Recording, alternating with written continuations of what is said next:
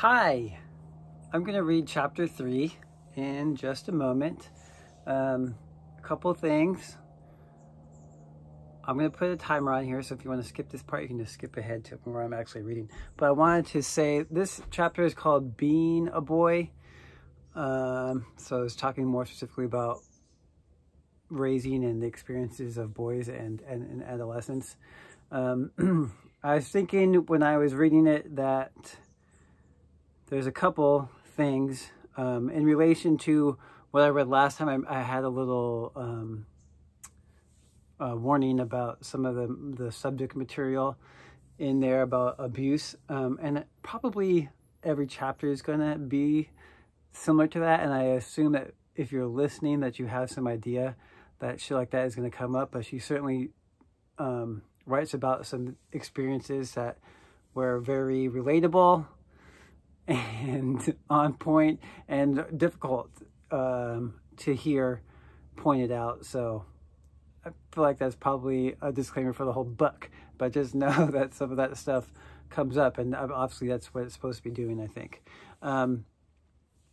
Secondly, she talks in there about the difference in reaction to gay boys and men and homosexuality.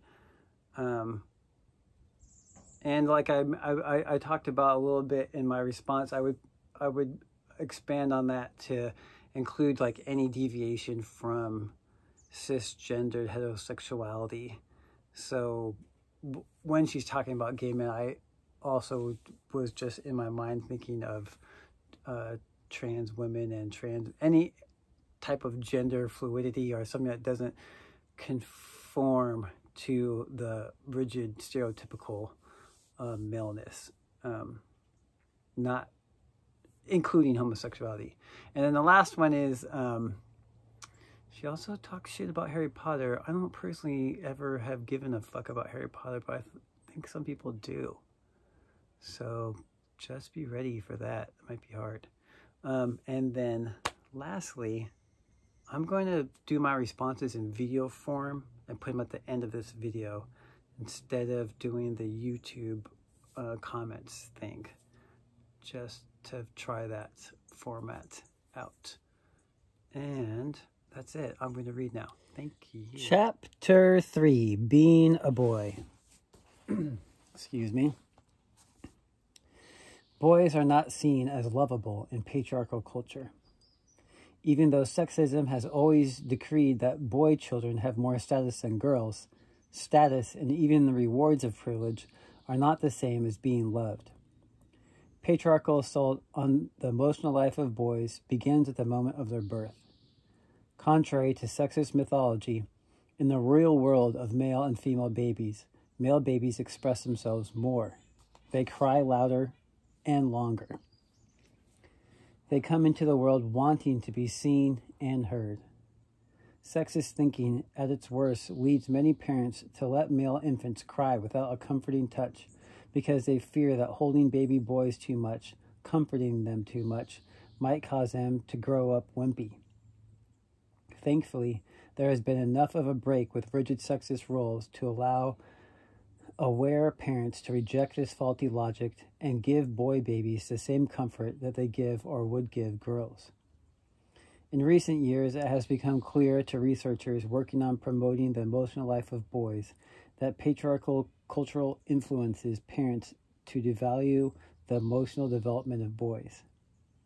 Naturally, this disregard affects boys' capacity to love and be loving. Dan Kinlan and Michael Thompson, authors of Raising Cain, Protecting the Emotional Life of Boys, stress that their research shows that boys are free to be more emotional in early childhood because they have not yet learned to fear and despise expressing dependence. Every child, boys included, comes into the world wanting to love and be loved by his parents. 40 years of research on emotional attachment shows that without it, children die or suffer severe emotional damage, quote unquote.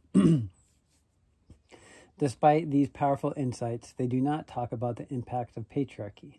They do not tell readers that to truly protect the emotional life of boys, we must tell the truth about the power of patriarchy.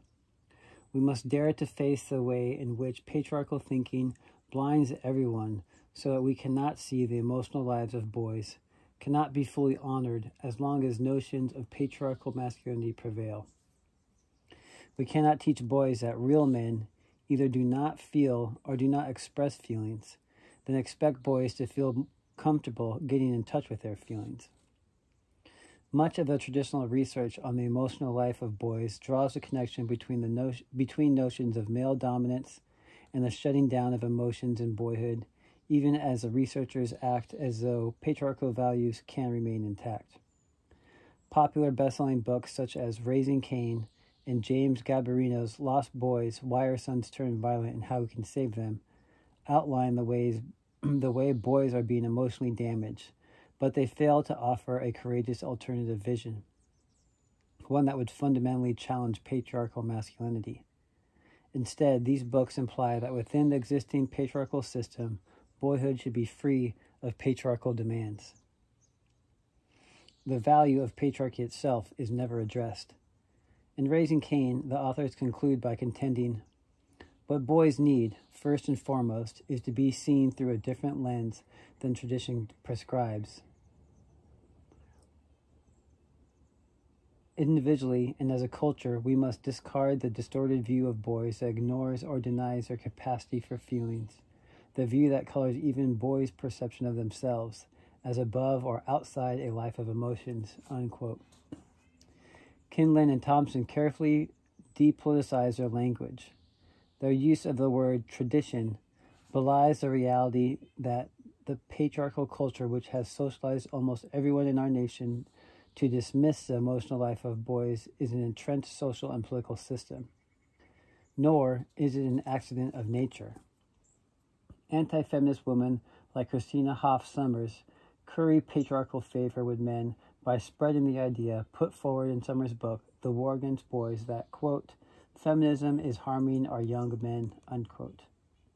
Sommers falsely assumes that educating boys to be anti-patriarchal is, quote, resocializing boys in the direction of femininity, unquote. Conveniently, she ignores that feminist thinkers are as critical of sexist notions of femininity as we are of patriarchal notions of masculinity. It is patriarchy in its denial of the full humanity of boys that threatens the emotional lives of boys, not feminist thinking. To change patriarchal traditions, we must end patriarchy, in part by envisioning alternative ways of thinking about maleness, not only boyhood. Without ever using the word patriarchy, he uses the phrase traditional masculinity. Psychologist James Gabarino does suggest in Lost Boys that the cultivation of an androgynous selfhood, one that combines the traits deemed masculine and feminine, would affirm for boys their right to be emotional. In his section on what boys need, Gabarino writes, where and how do boys learn what it means to be a man? They seem to learn it all too often from the mass media and from the most visible males in their community, particularly their peers. Boys' friends are the arbitrators of what is masculine and what is feminine. So resilience among the boys in the community depends upon changing macho attitudes among male peer groups and broadening their concept of what a real man is and does. Gabarino's is a powerful work, very much on target in the descriptions and information it offers about all the ways boys are traumatized by the demand that they deny their emotions. But it is also a disturbing one because the author himself seems unwilling to connect his recognition of the damage done to boys with a critique of patriarchal thinking and practice. It is as if he believes that somehow all that is needed is a revamping of patriarchal values, so that the boys' emotions can be supported, at least until the boys grow up.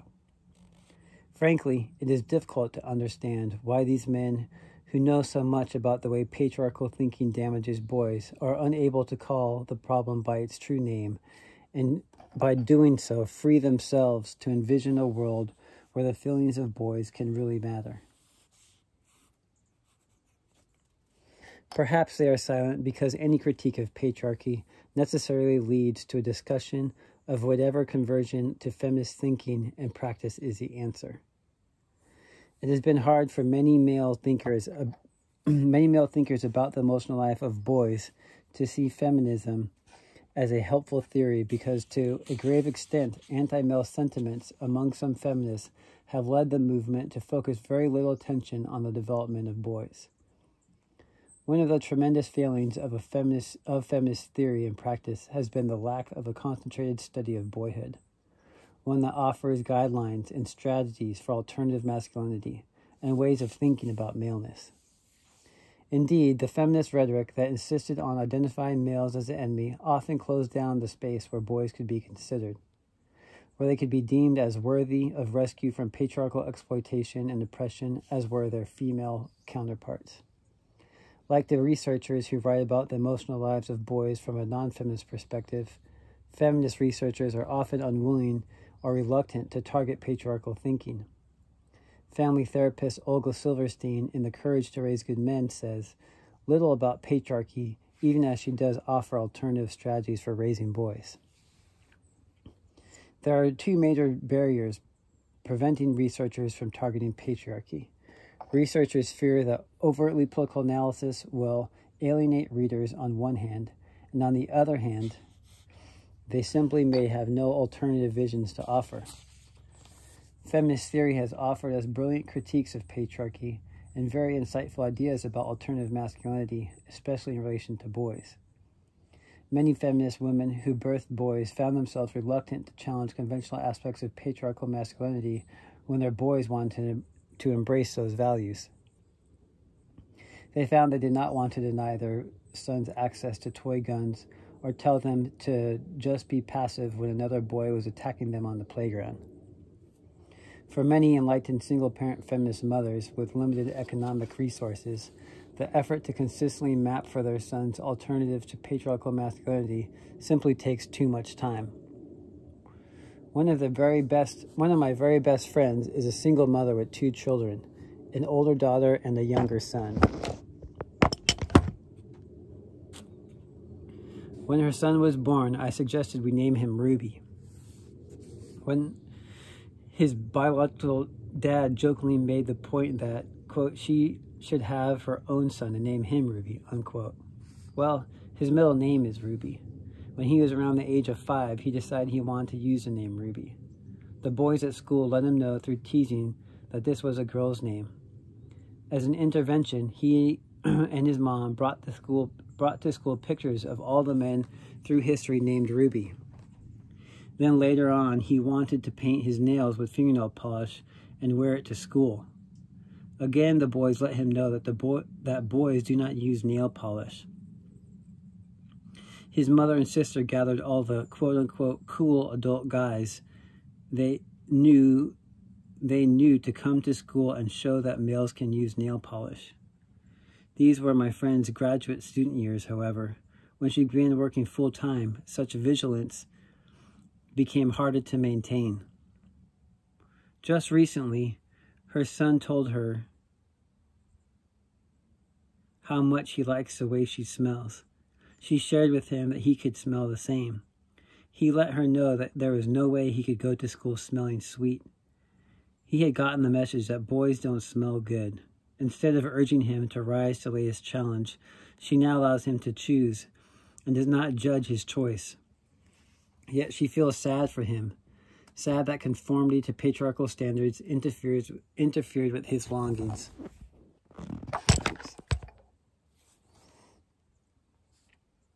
Many anti-patriarchal parents find that the alternative masculinities they support for their boy children are shattered not by grown-ups, but by sexist male peers. Progressive parents who strive to be vigilant about the mass media their boys have access to must constantly intervene and offer teachings to counter the patriarchal pedagogy that is deemed normal. In How Can I Get Through to You, Terrence Real, father of 2 sons, states, "Our sons learn to code early and well. Don't cry, don't be vulnerable, don't show weakness. Ultimately, don't show that you care. As a society, we may have some notion that raising whole boys and girls is a good idea. But that doesn't mean that we actually do.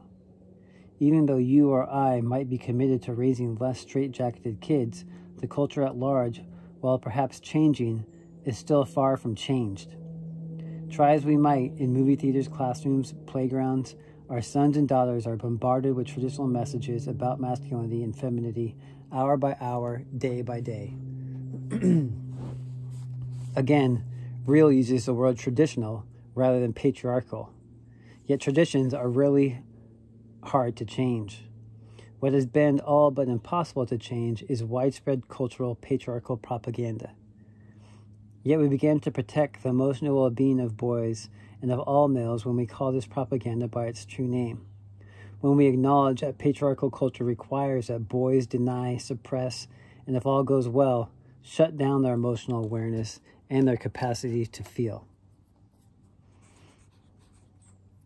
Little boys are the only males in our culture who are allowed to be fully, wholly in touch with their feelings. Allowed moments when they can express without shame their desire to love and be loved. If they are very, very lucky, they are able to remain connected to their inner selves or some part of their inner selves before they enter a patriarchal school system where rigid sex roles will be enforced by peers as rigorously as they are in any adult male prison. Those rare boys who happen to live in anti-patriarchal homes learn early to lead a double life. At home, they can feel and express and be. Outside the home, they must conform to the role of a patriarchal boy. Patriarchal boys, like their adult counterparts, know the rules. They know they must not express feelings, with the exception of anger, that they must not do anything considered feminine or womanly. A national survey of adolescent males revealed their passive acceptance of patriarchal masculinity. Researchers found that boys agreed that to be truly manly, they must command respect, be tough, not talk about problems, and dominate females. Every day across this country, boys consume mass media images that send them one message about how to deal with emotions, and that message is act out. Usually acting out means aggression directed outward. Kicking, screaming, and hitting get attention. Since patriarchal parenting does not teach boys to express their feelings in words, either boys act out or they implode. Very few boys are taught to express with words what they feel when they feel it. And even when boys are unable to express feelings in early childhood, they learn as they grow up that they are not supposed to feel and they shut down. The confusion boys experience about their identity is heightened during adolescence. In many ways, the fact that today's boy often has a wider range of emotional expression in early childhood but is forced to suppress emotional awareness later on makes adolescence all the more stressful for boys. Tragically, were it not for the extreme violence that has erupted among teenage boys throughout our nation, the emotional life of boys would still be ignored.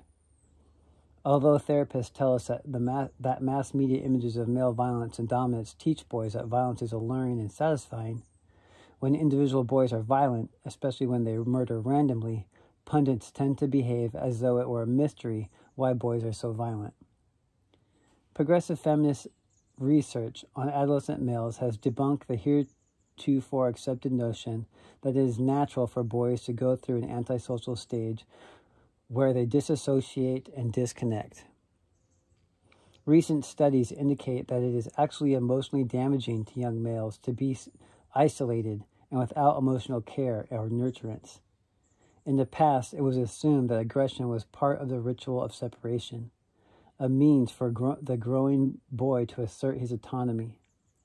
Yet clearly, just as girls learn how to be autonomous and how to create healthy distance from parents without becoming antisocial, boys can do the same. In healthy families, boys are able to learn and assert autonomy without engaging in antisocial behavior, without isolating themselves.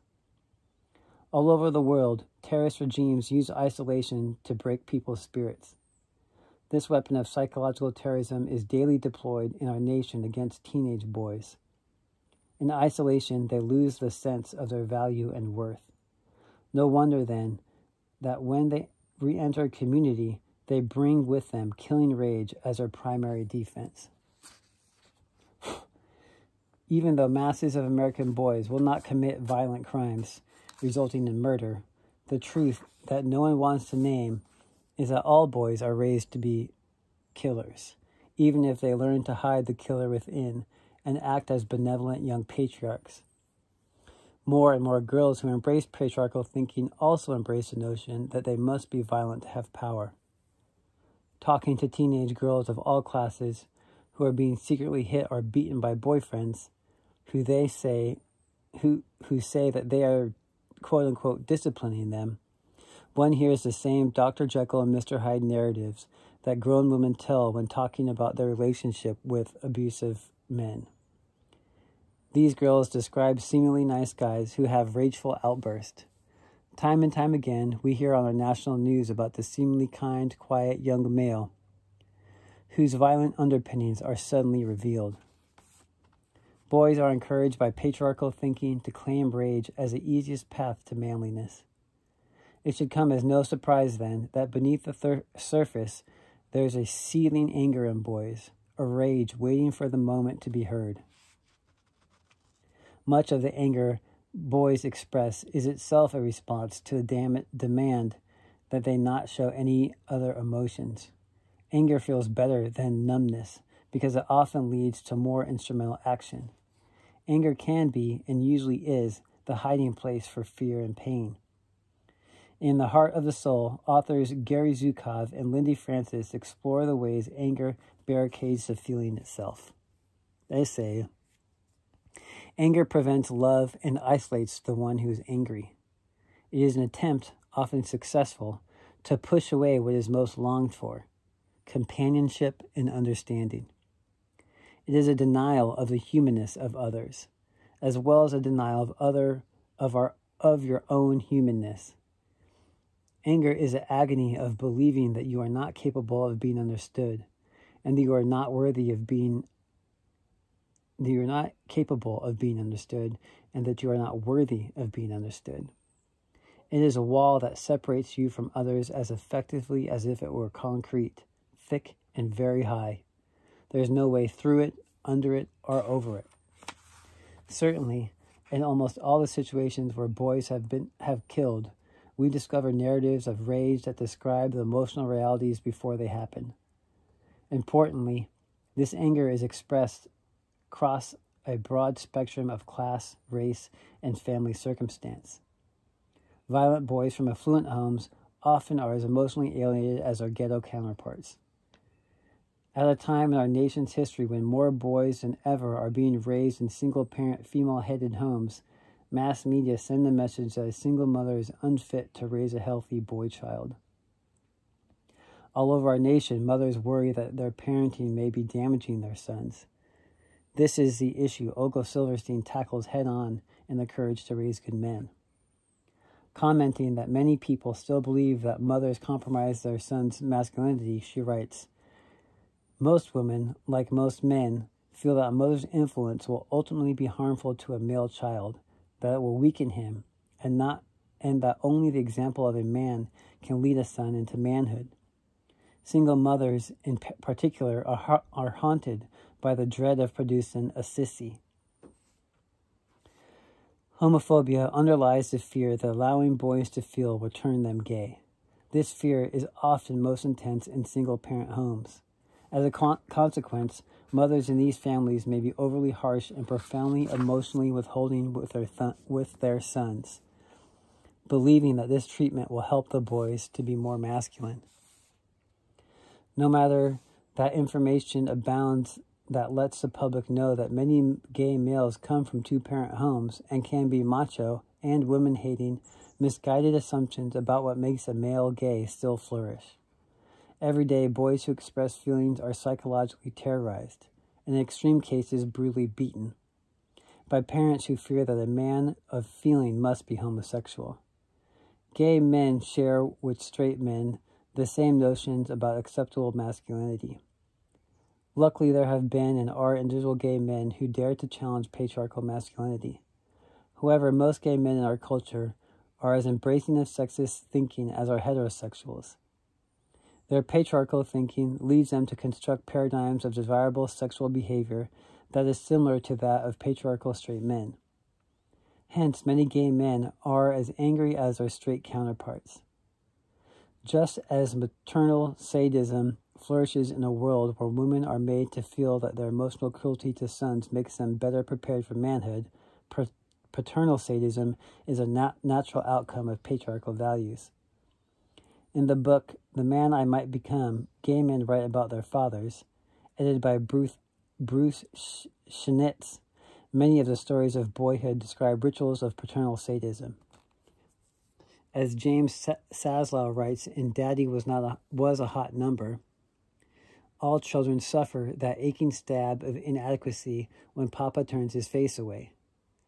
It's just twice as sharp when he's your object of desire as well as your mentor and role model. Only mother's love is unconditional, but fatherly love is also about looking the child into shape. Fathers challenge and then judge us, their role in socializing the next generation. In this mythic battle of wills, persuasion and example are the preferred weapons, but if they don't work, the drill sergeant will have to unleash the A-bomb of familiar warfare, rejection. Most patriarchal fathers in our nation do not use physical violence to keep their sons in check. They use various techniques of psychological terrorism, the primary one being the practice of shaming. Patriarchal fathers cannot love their sons because the rules of patriarchy dictate that they stand in competition with their sons, ready to prove that they are the real man, the one in charge. In this essay, Finding the Light and Keeping It in Front of Me, Bob Vance describes walking behind his father as a boy, longing to connect, but knowing intuitively that no connection was possible. Quote, "Something inhibits me from asking him for what I need. I know if a very young boy can intuit such things, that I am left out of his world, and I am somehow forbidden to ask him what I can do to have him take me into his world, to hold me playfully or tenderly. The rift begins here. This is the earliest memory I have of my father." Unquote. To the patriarchal dad, sons can only be regarded as recruits in training. Hence, they must constantly be subjected to a sadomasochistic power struggle designed to toughen them up, to prepare them to maintain the patriarchal legacy. As sons, they inhabit a world where fathers strive to keep them in the one-down position. As patriarchs in training, they must learn how to assume a one-up role. Reel explains, sustaining relationships with others requires a good relationship to ourselves. Healthy self-esteem is an internal sense of worth that pulls one neither into better than, grandiosity, nor less than, shame. Contempt is why so many men have such trouble staying connected. Since healthy self-esteem, being neither one up nor down, is not yet a real option, and since riding in the one-down position elicits disdain, in oneself and in others, most men learn to hide the chronic shame that dogs them, running from their own humanity and from closeness to anyone else along with it.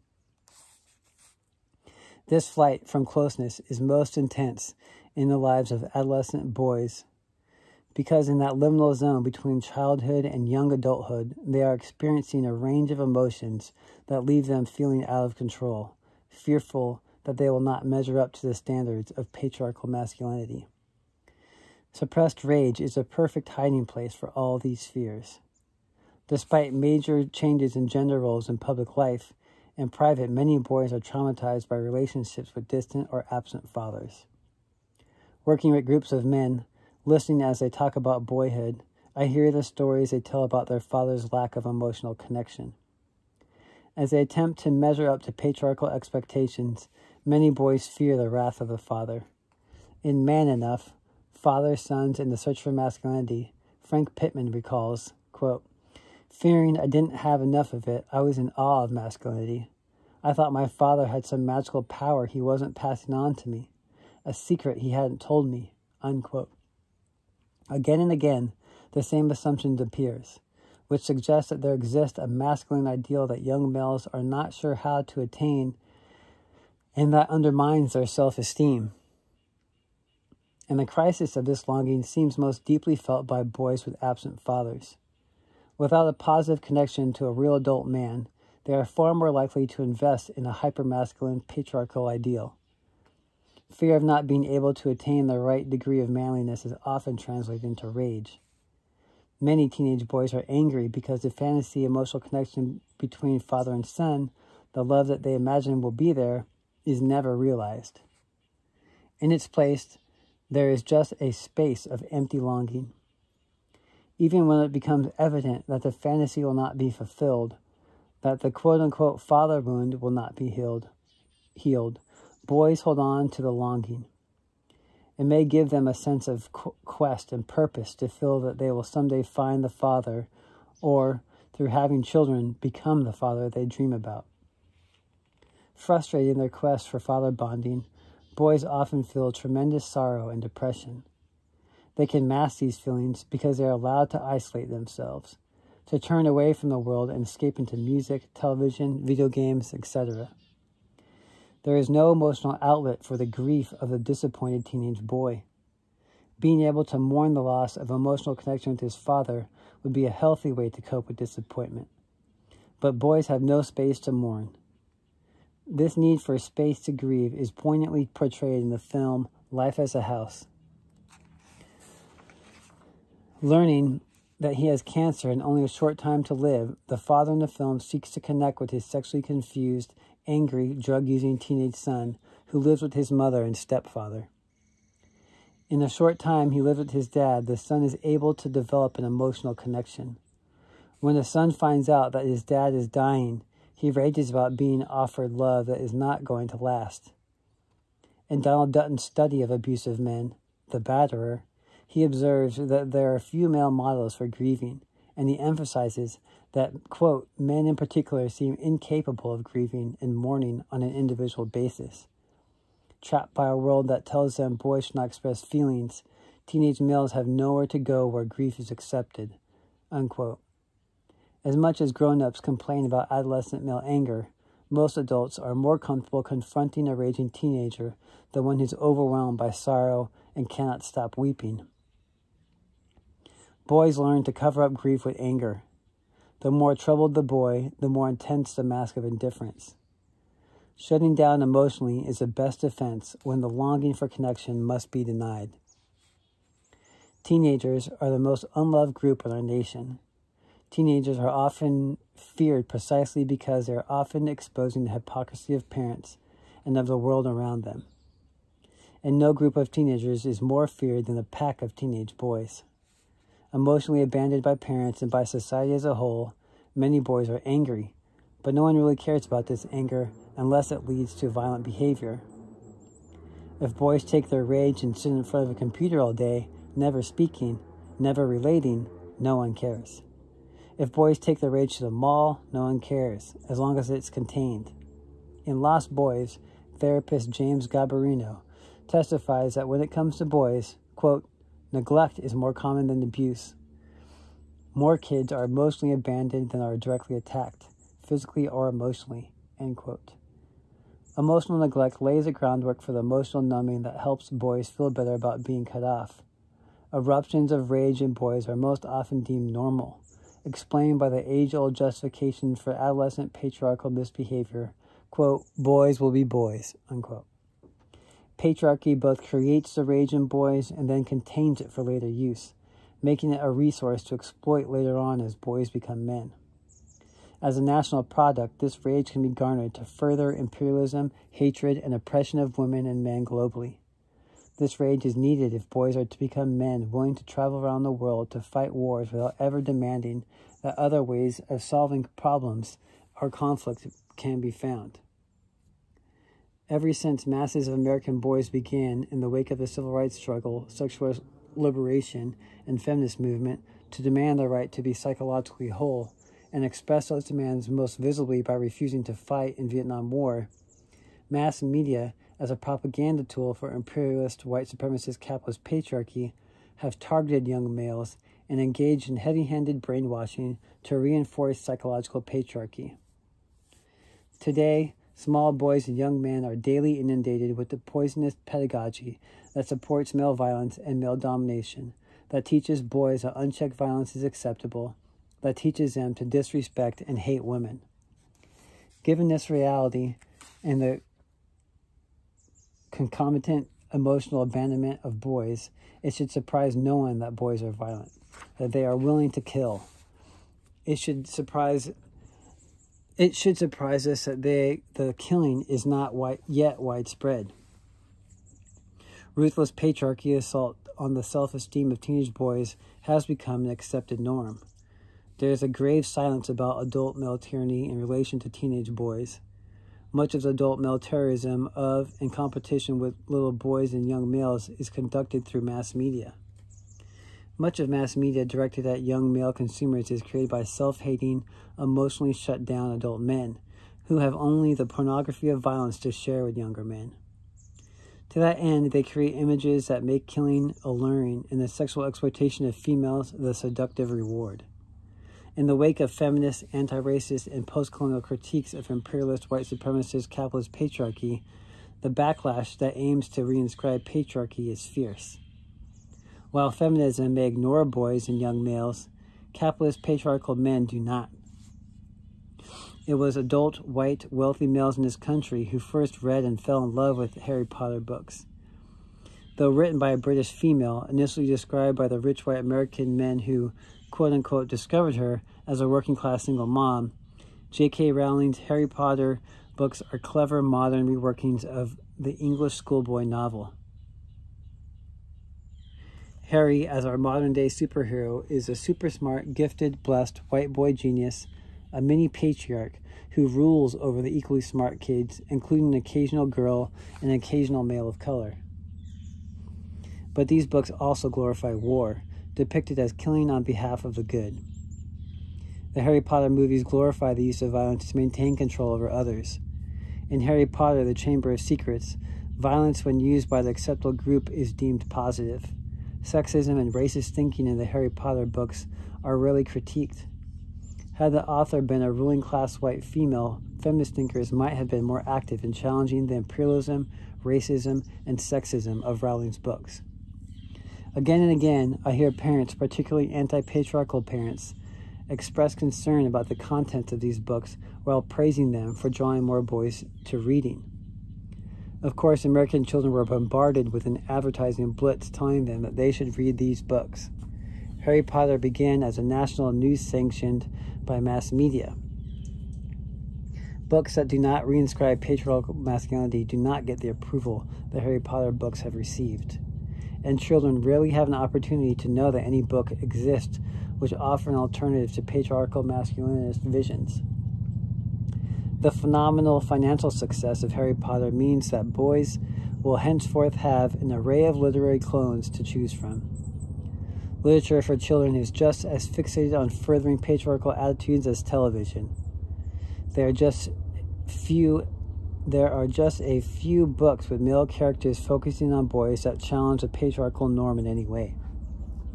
Since these books do not abound, there is no way to know what impact they might have in teaching boys alternative masculinities.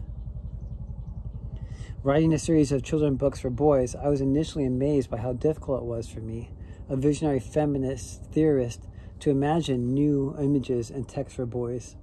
Shopping for books for my nephew first alerted me to the absence of progressive literature for boys. In my first children's book with male characters, B-Boy Buzz, I wanted to celebrate boyhood without reinscribing patriarchal norms.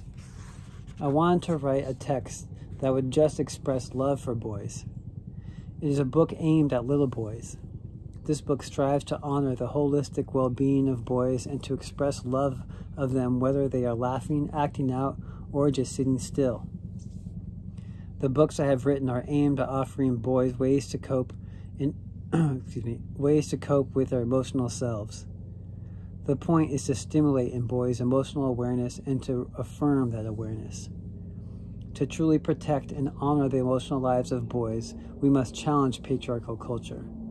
And until that culture changes, we must create the subcultures, the sanctuaries where boys can learn to be who they are uniquely, without being forced to conform to patriarchal masculine visions. To love boys rightly, we must value their inner lives enough to construct worlds, both private and public, where their right to wholeness can be consistently celebrated and affirmed, where their need to love and be loved can be fulfilled. Okie dokie. As I mentioned, I'm not going to write prompts this time, and I'm going to try this other thing of a video prompt, because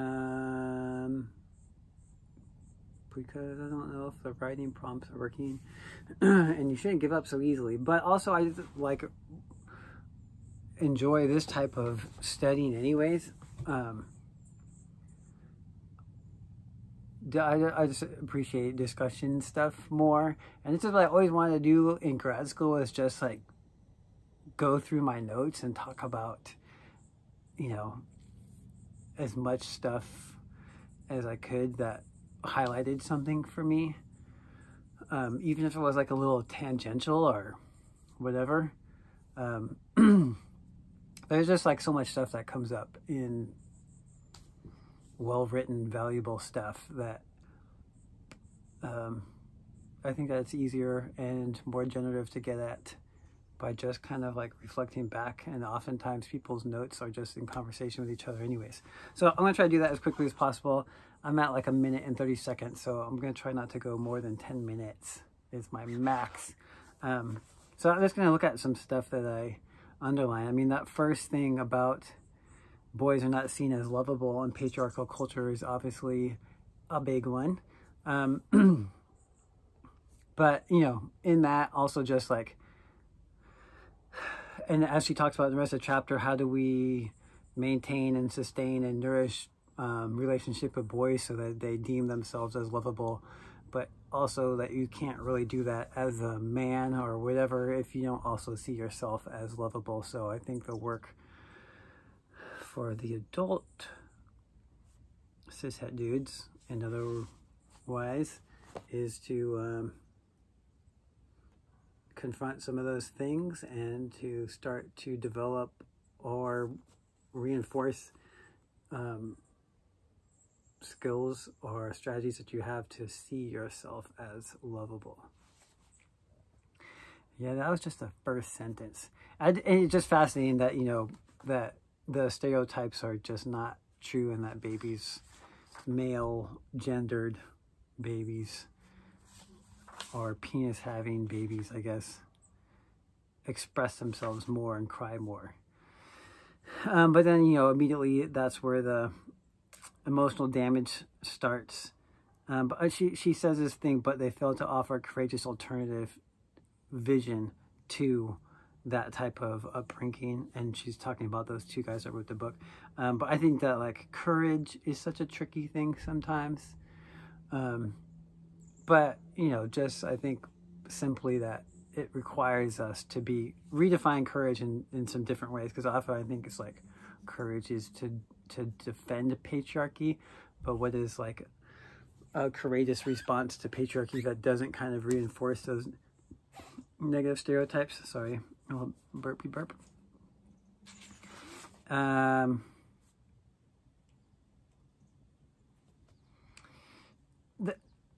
She's talking about the books and the two reasons why they might not specifically target patriarchy, and one is to not alienate readers, and one is because they don't have alternatives. I just thought it was interesting to think about how much strategizing, especially like in this particular phase of the catastrophe of like racial capitalism and Western civilization, about like thinking about like how the myriad of ways that we have to think about the messaging in order to not alienate people, because, you know, you read a word like patriarchy and you immediately get offset to something else. I mean, I even said that in the beginning. I hate disclaimers, but I was like, you know, sorry if this words like offend you or whatever. which I think is kind of a bullshit thing to do and have to do, but a consideration for further discussion. She quotes from Terrence Real about how can I get through to you, and he's talking about sons learn this code of don't show weakness and basically like don't show that you care, which is so striking, especially now that we hear more and more about like care-based economies and this focus on what does care look like and how does it function and from who. I mean, I think that, you know, like AOC and Naomi Klein, who are like larger names, even are having those conversations. And so just like adherence to patriarchy putting us so far behind in participating in those alternatives and understanding what care looks like. In 5 minutes, the biggest thing not the biggest thing, but a illuminating moment was when my grandma was dying of cancer, and the ways that my mom and my aunts and took care of my grandma during that time, and intuitively it seemed like knew what to do. I like shared a lot of space with her in that time, but they were doing a lot more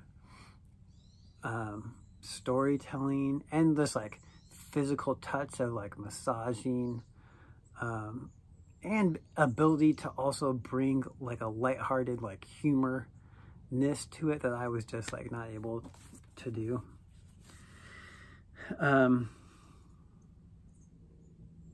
Just talking more about suppressing feelings, leading a double life, which I think is very important to talk about.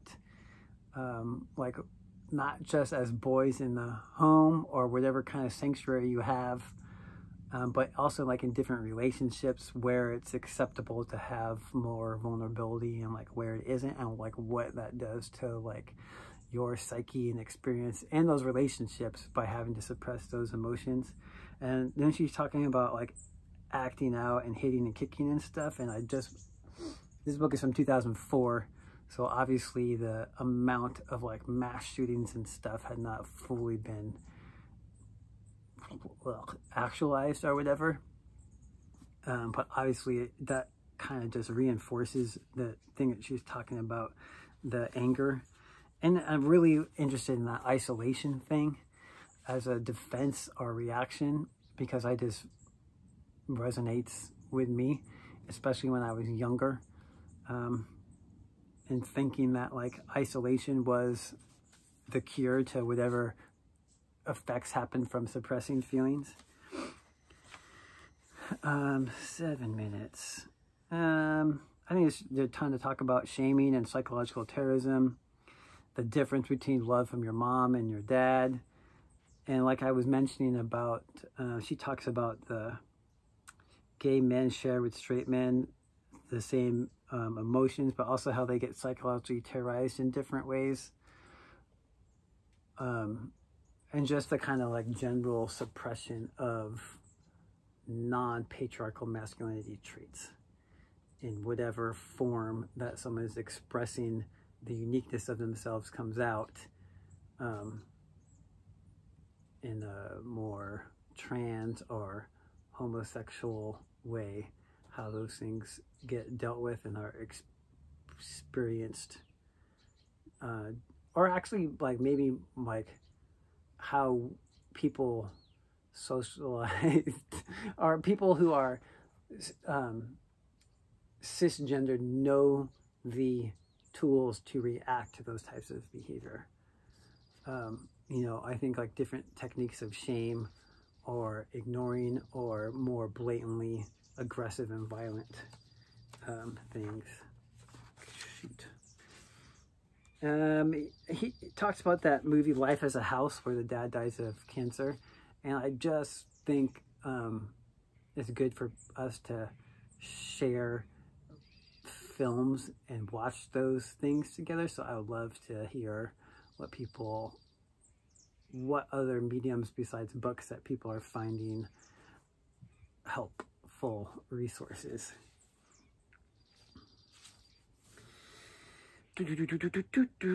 Indifference is a big thing.